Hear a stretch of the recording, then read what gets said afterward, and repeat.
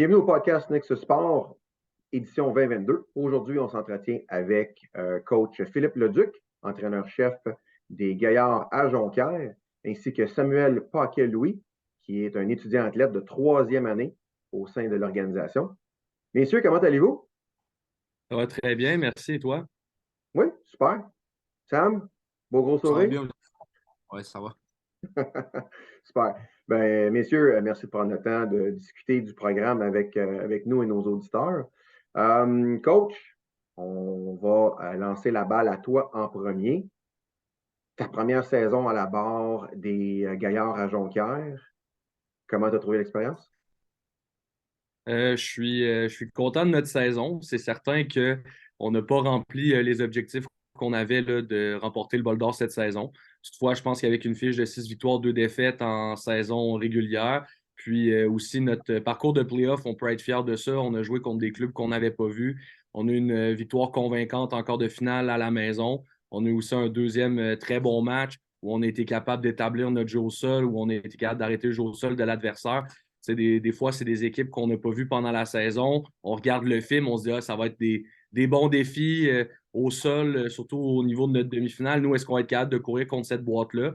Puis on a été capable de le faire. Nous, on a été une équipe qui a été un petit peu plus aérienne durant la saison, mais on savait que pendant les séries, on allait avoir besoin de courir le ballon avec un bon taux de réussite, ce qu'on a été capable de faire. Puis ça a été une des raisons également qu'on a été capable de faire en série.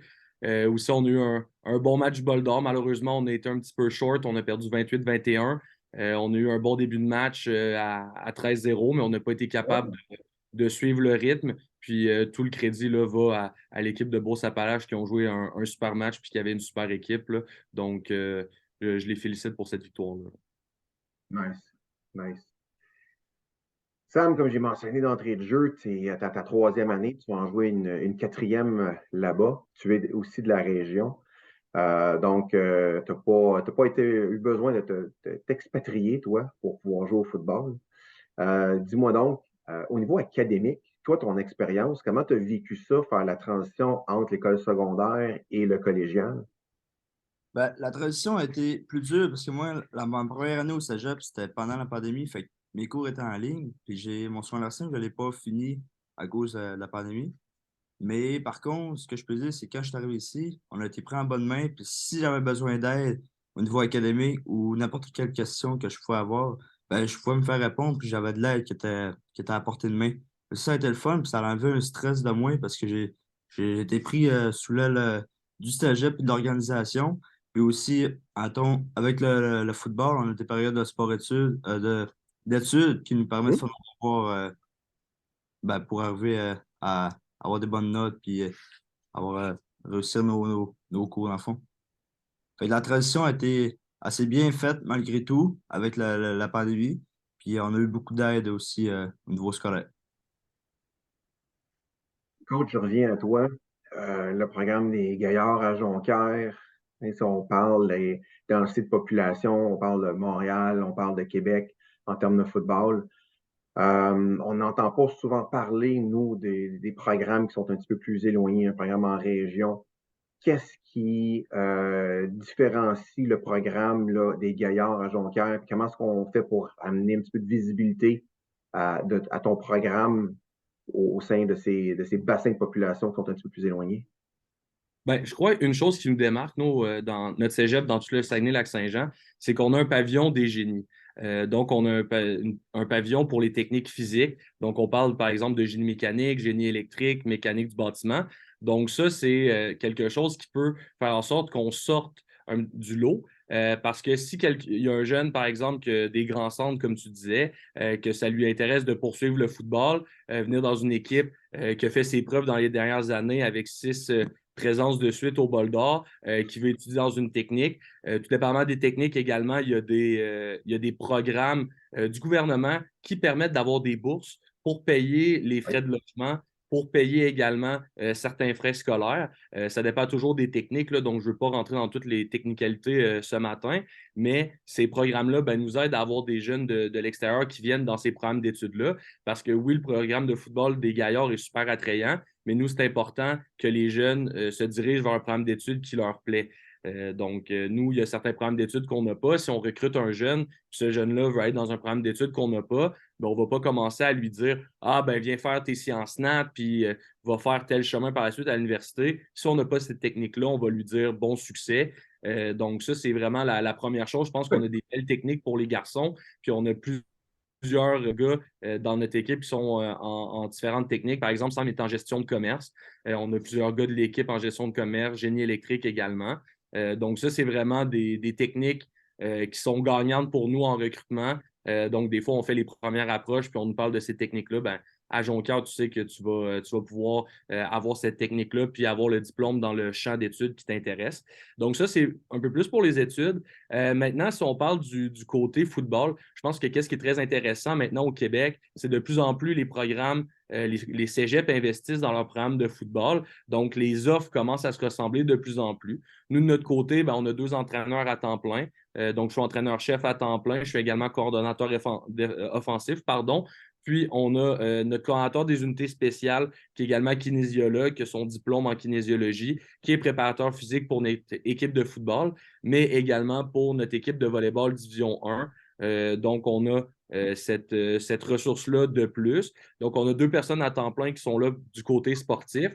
Également, on a un nouveau gym qui a été inauguré là, en 2021, la salle Gaillard qu'on appelle. Donc, nous, on a 2 gyms au cégep de Jonquière. On a un gym pour la clientèle régulière, donc des étudiants qui ne font pas de sport étudiant ou encore des enseignants. Tout ça, ils vont avoir accès à la salle régulière. Puis de l'autre côté, on a la salle Gaillard. Donc, la salle Gaillard, c'est exclusif aux étudiants athlètes. Puis, il y a certains cours d'éducation physique qui ont lieu dans cette salle-là. Mais quand il n'y a pas de cours d'éducation physique, c'est une salle réservée aux athlètes. Puis, c'est à cet endroit-là que notre kinésiologue va donner les différents entraînements. Donc, ça, c'est quelque chose, je pense, une offre qui est intéressante. Les techniques, également nos infrastructures qu'on a. On a notre stade à même notre cégep. D'ailleurs, Chuck, tu as été à un de nos matchs cette année. Tu as pu vraiment voir notre ambiance. Il y a beaucoup de gens qui se déplacent durant nos matchs. Même si on a des gars d'un peu partout au Saguenay-Lac-Saint-Jean, les familles vont se déplacer, faire la route pour venir à nos matchs. Également, les jeunes du cégep sont là. Donc, à Jonquière, oui, en ce moment, je suis en train de parler d'un programme de foot, d'un programme d'études, mais je pense que c'est l'expérience Jonquière qui vaut de venir chez nous, là. Ouais, pour l'avoir vécu, je peux pas argumenter contre coach. Sam, je reviens à toi. Tu es rentré justement à la pandémie, fait que je ne sais pas à quel point la question elle est juste, mais je te la pose quand même, puis je t'offre d'y répondre le plus honnêtement possible. Tes impressions du programme, du cégep, la première journée quand tu es rentré au cégep, comparativement à aujourd'hui, parce que tes impressions ont changé. C'est pas que mes impressions ont changé, mais j'ai l'habitude d'embarquer. La OK? première Dans le fond, oui, j'ai pas eu de saison à ma première année, mais par contre, toute la préparation, les entraînements, je les ai faits, malgré tout, parce qu'on avait quand même le droit. Puis quand moi je suis arrivé à Jonquière, je trouvais ça impressionnant parce que Jonquière faisait que gagner, puis moi, je voulais gagner, puis je voulais participer à ça, puis continuer à les victoires, puis avoir l'excellence, puis se rendre au bol d'or, puis gagner. C'était ça que je voulais, puis je voulais y participer. Quand je suis arrivé ici, moi, j'étais jeune, puis je voyais les gars de troisième, quatrième année s'entraîner, aller à l'école, faire leurs affaires, puis je trouvais ça impressionnant, puis je me dis, je veux être comme eux. Puis c'est le fun parce que eux autres, ils te prennent sur elle, puis ils t'aident à devenir un gagnant. Puis les coachs aussi, puis tout. Puis ça, c'est ça que j'ai aimé.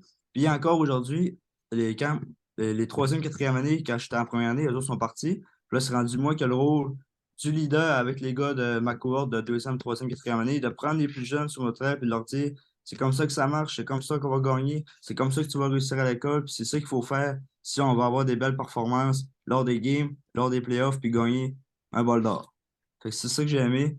Puis, en toi, à l'école, ce qui était le fun, c'est que oui, tu as un stress de dire je suis rendu au cégep ou je suis autonome, mais quand tu arrives tes premières années, ben, il y a toujours des personnes qui sont dans les couloirs de l'école qui t'aident à trouver tes cours. Si toi, tu as de la misère à trouver ta classe, puis t'es bien encadré. Fait qu'il n'y a vraiment pas de stress là-dessus. Puis moi, j'ai bien aimé ça. Puis ça continue comme ça aussi.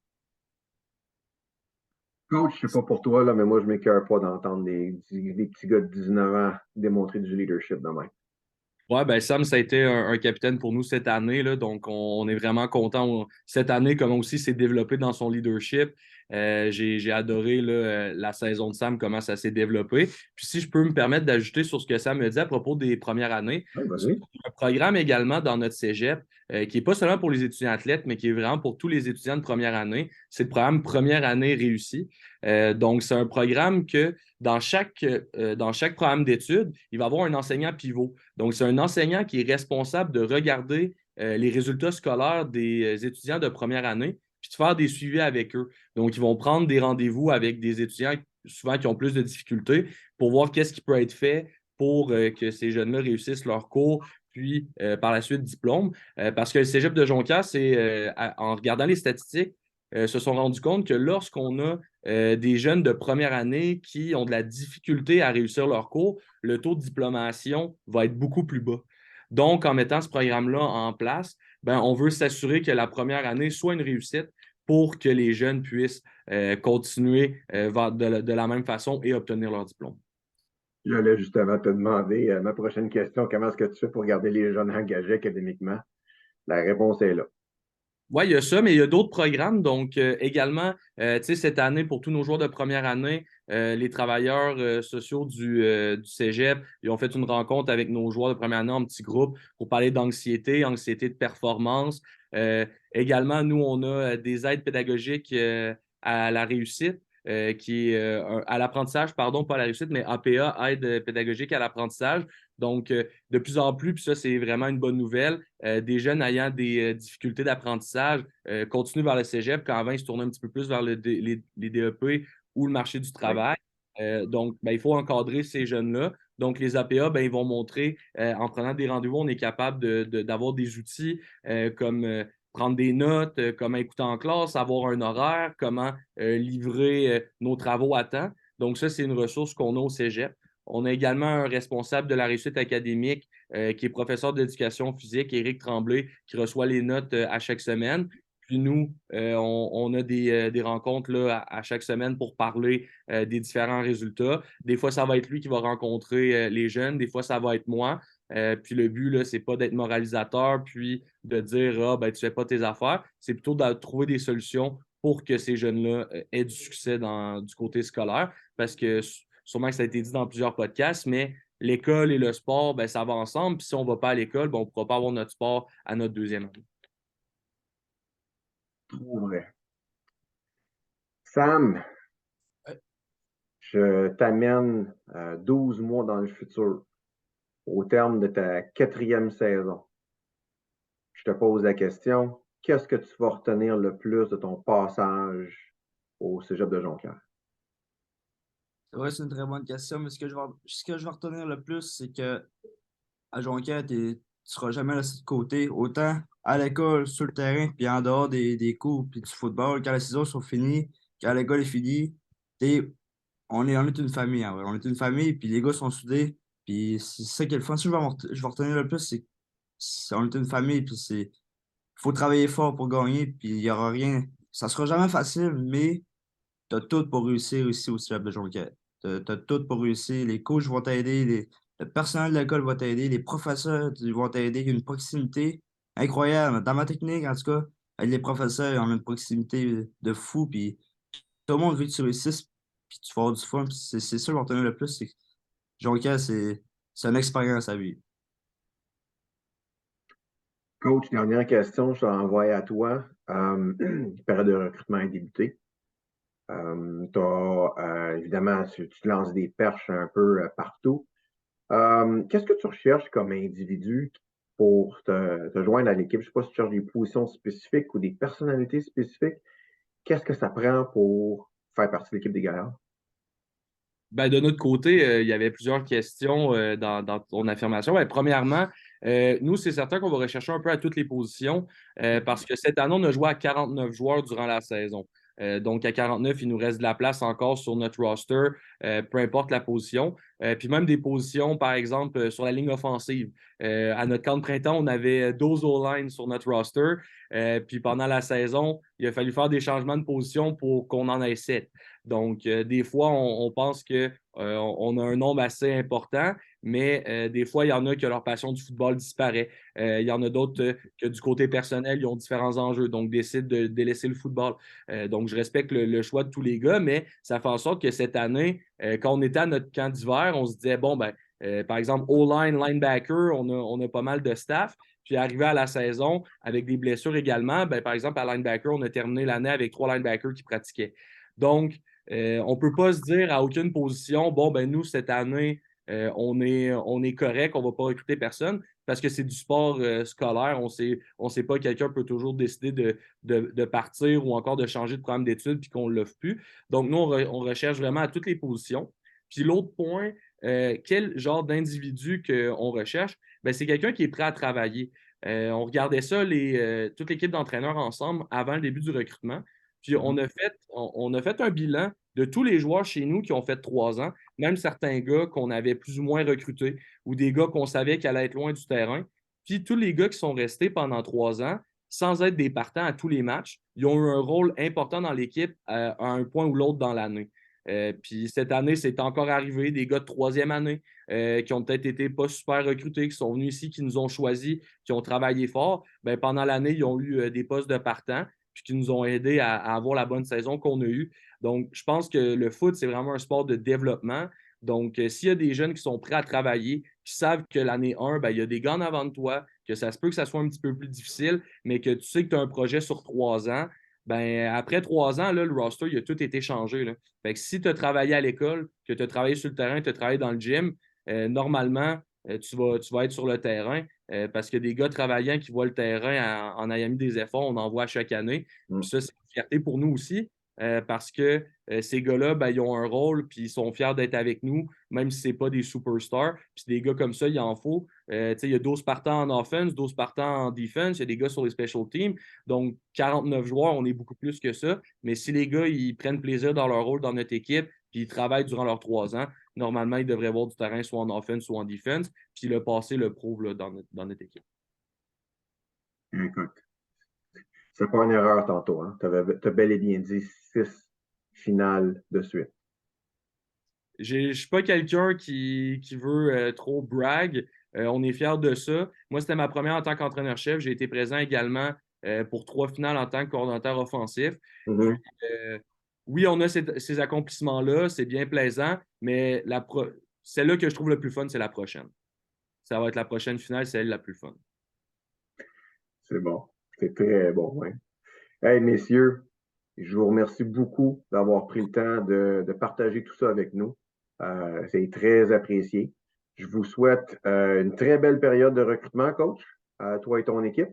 Une excellente saison morte, puis un autre excellent parcours pour vous en 2023. Je te remercie beaucoup, Chuck, puis bon succès également de ton côté avec les Wildcats. Merci.